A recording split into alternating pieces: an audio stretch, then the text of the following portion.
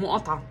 لو النهارده يوم 1 في الشهر، تفتكروا انا جايه اعمل ايه؟ اكيد جايه اكلمكم على الحاجات اللي انا خلصتها في شهر 10. حبيب قلبي، my favorite month of the year. دارفيل وايتنينج كلينزر، انا بحب جدا استخدمه على جسمي عامه، بينظف جسمي جدا، وفعلا اتس اميزنج كخطوه essential في روتين التفتيح سواء للبشره او للجسم. ذا انكي ليست كلينزنج بالم بالشوفان، حبيته جدا في الاول، بس لما قعد كتير سخف يعني، اتخنقت منه. مرطب هولي هايدريشن من بايو اورجانيك، ده شكله حلو جدا والله العظيم بجد يجنن.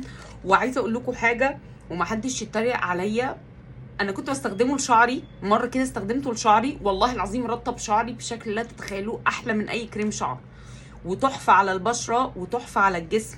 من الحاجات الهيدن جيمز اللي موجوده عندنا بجد، خطير. ديودرنت من براند اسمها سي دي، حلو جدا، كان حلو جدا وريحته حلوه جدا.